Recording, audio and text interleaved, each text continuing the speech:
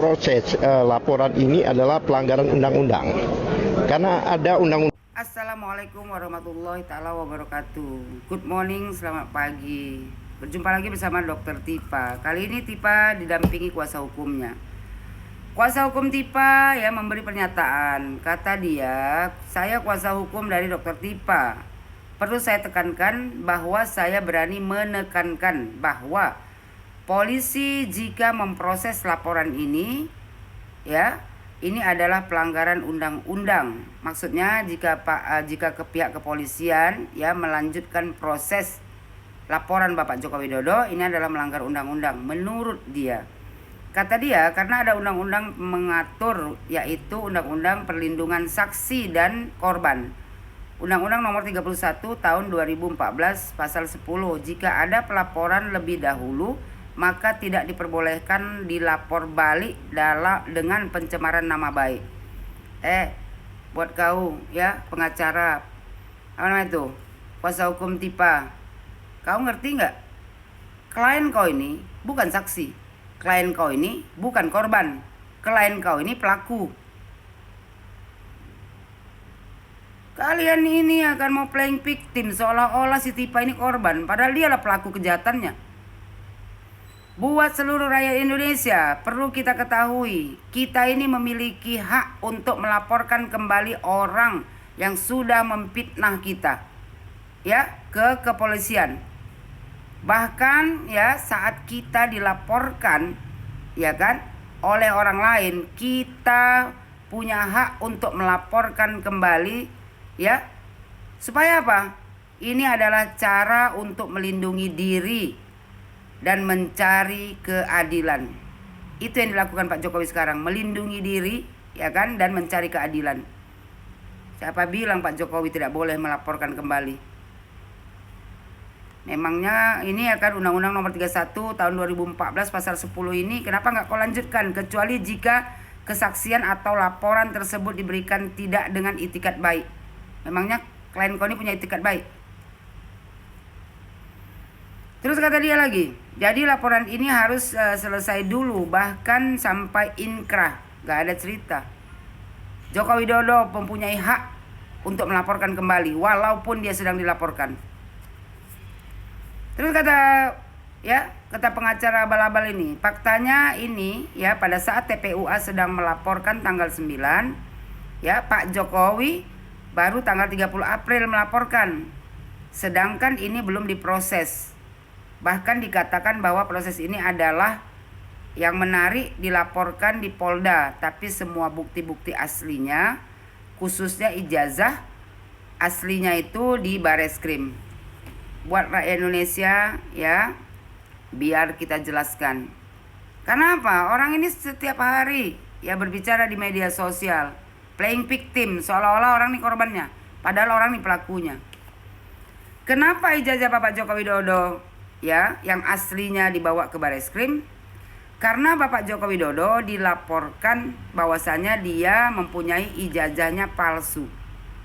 Jadi selaku orang yang tertuduh ya, Pak Jokowi punya kewajiban untuk ya membuktikan bahwasanya ijazahnya asli. Makanya Pak Jokowi membawa ijazahnya ke Bareskrim sebagai pihak tertuduh. Dan ijazah aslinya dites di lab forensik Bareskrim dan telah dinyatakan ya ijazah Pak Jokowi asli. Berarti orang ini membuat laporan palsu. Laporan palsu bisa juga dijerat undang-undang, bisa juga dijerat hukum. Sementara mereka kan selalu menggaungkan nih ya, kenapa ijazah Pak Jokowi nggak ditahan di Polda? Ijazah Joko Widodo tidak perlu ditahan di Polda, karena di Polda ya Bapak Jokowi yang melaporkan. Si Tipa ini terlapor. Jadi kewajiban si Tipa, si Panci, si Rismon dan yang lain-lain untuk membuktikan di Polda bahwasanya ijazah Pak Jokowi palsu seperti yang mereka tuduhkan. Jadi jangan kalian bolak-balik seolah-olah kalian terzolimi, seolah-olah kalian korban. Korban di sini adalah Joko Widodo. Karena dialah Bapak Joko Widodo lah yang tertuduh ya ijazahnya palsu. Bukan si Tipa. Tipa ini ya perempuan berhati iblis. yang suka sekali memfitnah keluarga Joko Widodo. Bapak Joko Widodo, kau fitnah ijazahnya palsu. Ya, anaknya wakil presiden kita Gibran Rakabuming Raka, kau bilang dia tidak pernah mengenyam pendidikan di luar negeri. Sekarang tweet kau yang baru tuh mengenai istri Pak Jokowi, Ibu Iriana Joko Widodo, yang kau bilang menggunakan menggunakan sarjana apa itu, sarjana ekonomi ya. Gak habis-habis kau tipa, kau akan sadar setelah kau masuk jeruji besi. Buat kepolisian Polda Metro Jaya, tolong kasus ini dipercepat Pak. Jadikan mereka terdakwa langsung karena sudah jelas ya, bukti sudah nyata. Apalagi yang mau ditunggu, gak usah tunggu lama-lama Pak. Langsung jadikan terdakwa, limpahkan ke kejaksaan, langsung ke pengadilan. Hukum seberat-beratnya, biar negara Republik Indonesia ini aman damai. Tak ada lagi tukang fitnah. Ini Tipa ini memang luar biasa ini. Aneh aja kok ada perempuan seperti kau yang kau urus cuma satu keluarga Bapak Jokowi aja. Dendam kau sama Pak Jokowi itu ya kan gak beralasan. Hanya karena cinta membabi buta. Membuat kau lupa diri. Ya. Mudah-mudahan ya kan perkara kau ini cepat digelar. Aku hanya ingin melihat kau tuh ya kan memakai baju oranye. Biar kau sadar.